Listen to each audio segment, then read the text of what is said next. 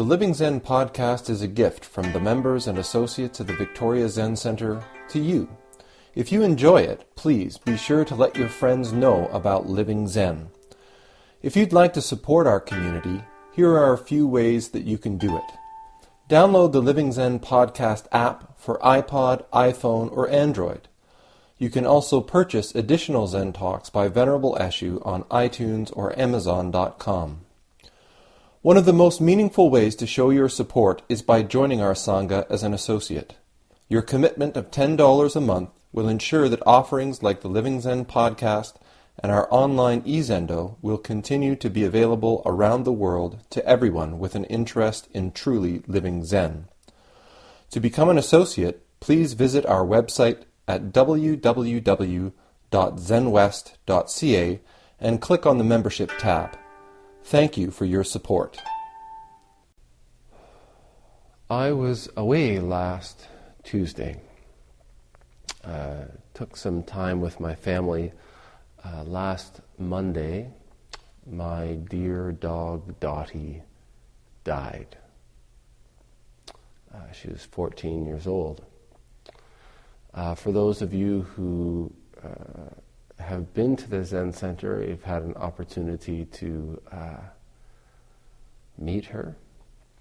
And even those of you who haven't been to the Zen Center, if you listen to any of the longer Sunday podcasts, often in the background you can hear this slurping sound.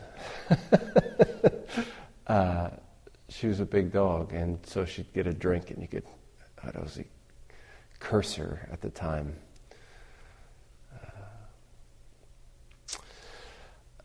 Death is, the Buddha said that of all the footprints in the forest, that of the elephant is the king. And of all the contemplations, that on death is the king. Of course, death is something that is sometimes sad. But it makes me very grateful for practice, for this practice that we share together. Because I have found in my life, in many ways, practice itself, this questioning, what is this activity? What is this thing that I call a life?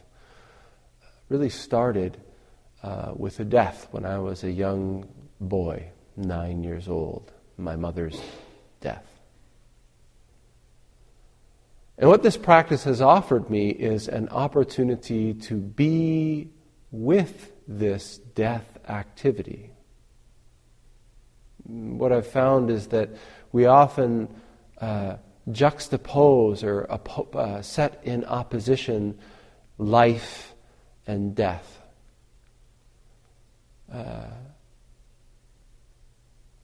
But the way I see it, these two activities that make up life are birth and death. This thing that we call a life has as its content both of these activities, birth and death. We spend a great deal of our time as human beings trying to chase after and hang on to birth. This activity of growing, being born, arising, expanding, increasing. And we spend a tremendous amount of time and energy trying to avoid the death activity, the activity of minus, loss, contraction, dissolution, breaking apart, disintegration.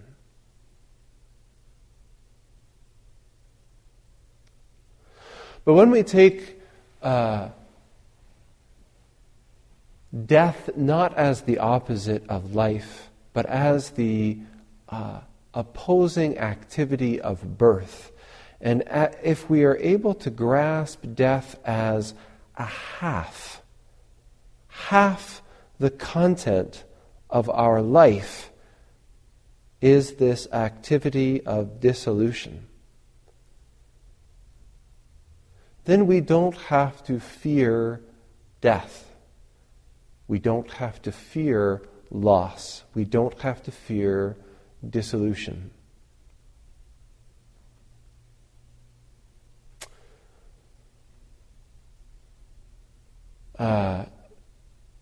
In the Buddha's first sermon, called the Dhammacakkappavattana Sutta, it's the sutra of the turning of the wheel of the Dharma, it's called. He expounds the Four Noble Truths, and he expounds the Eightfold Noble Path. And when he has done this, one of the first 5 disciples exclaims, this great realization penetrates this teaching. And when the Buddha asks him what it is that he's realized, he says, that which is of the nature to be born is of the nature to die. And whenever I teach on this sutra, whenever I'm talking about this sutra, this is the big climax of the whole piece, is when Kondana expresses this, that which is of the nature to be born is of the nature to die.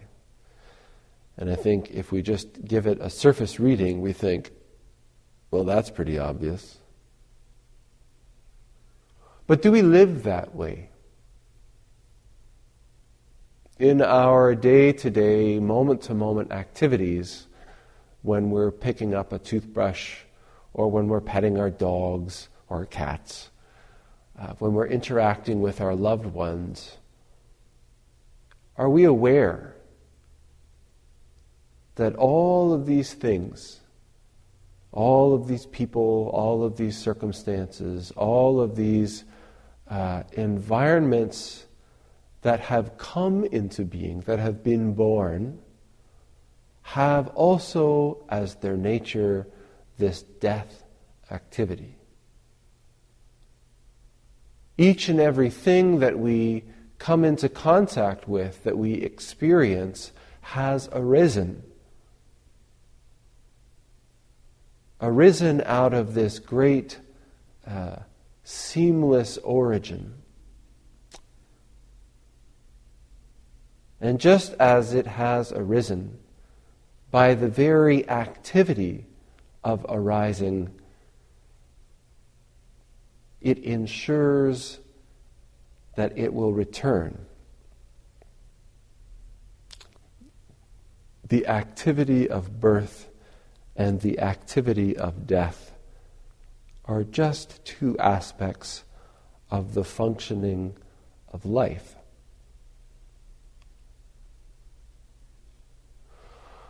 On Monday morning, when I knew that Dottie was going to die in the afternoon, I just walked out onto the deck at the Zen Center and sat there in the forest where the Zen Center is. And I felt this tremendous closeness. I don't know how else to describe it, but this tremendous closeness, intimacy with this world. It's so easy for us to think of things and others and objects and circumstances and situations and environments as being discrete and distinct and separate. And certainly almost always when we think of who it is that we think we are, who I am, what I like, and the kind of person I am, we really like to think of ourselves and behave as if we were separate. Inside and outside, subject and object, self and other. But when we give rise to the courage to confront, to face, that's to embrace this activity of dying and see what it is. Each of us arises, each thing, each manifestation arises from this single source, like a wave rising on the ocean. And it moves, and it has characteristics. And you can discriminate between one wave and another. But if we stay with that activity, if we engage in knowing, we will also inevitably experience that wave returning to the source, returning to its origin. And there is an aspect that is sad.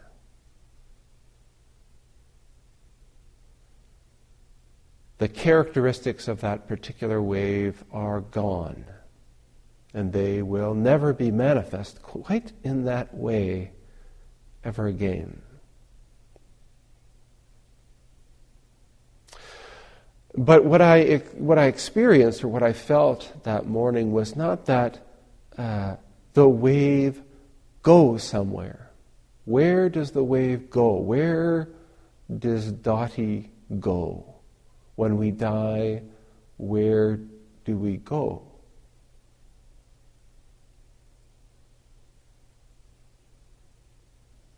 There's nowhere that we can go. The wave does not go anywhere.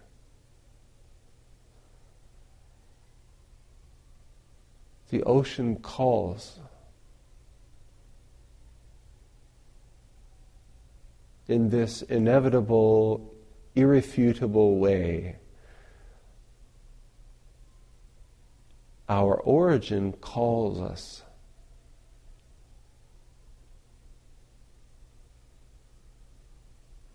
Embraces us, and we return home.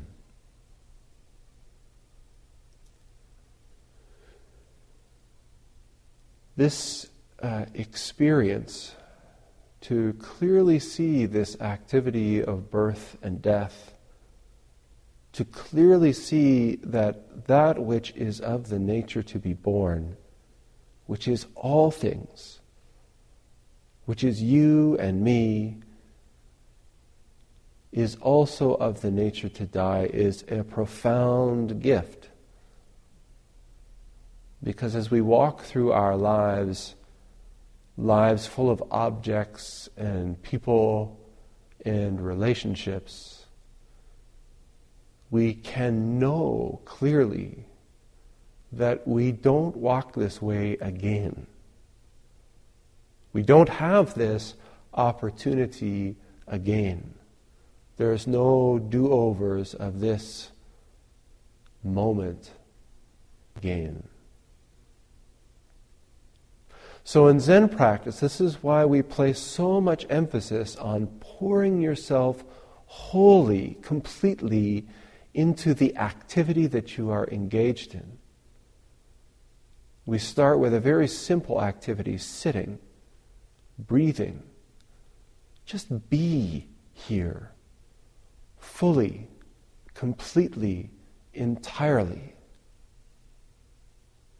It's easy for us to think, there's not much going on here. But this moment is the complete activity of life. The whole cosmos is manifesting in this very moment.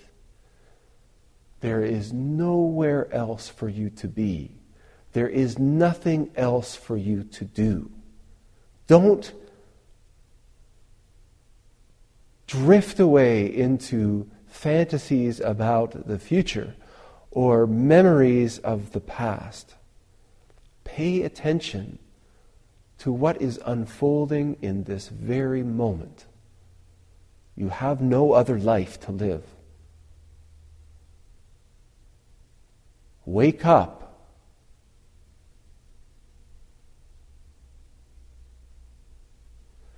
Each of us will face death.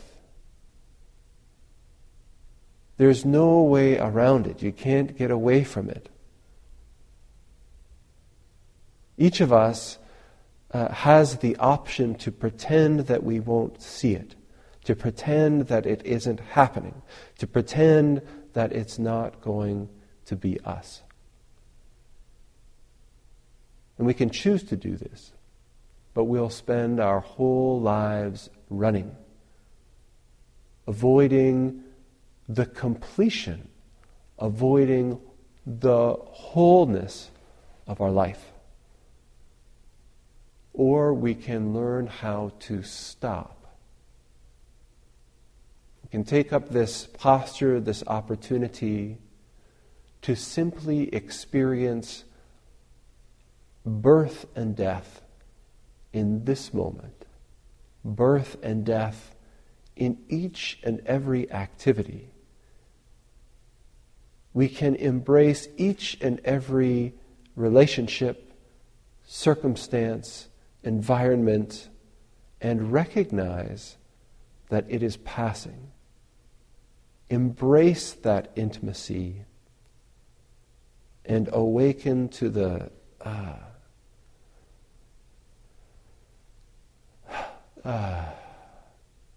just the effervescent beauty of life. Thanks for listening to the Living Zen-podcast.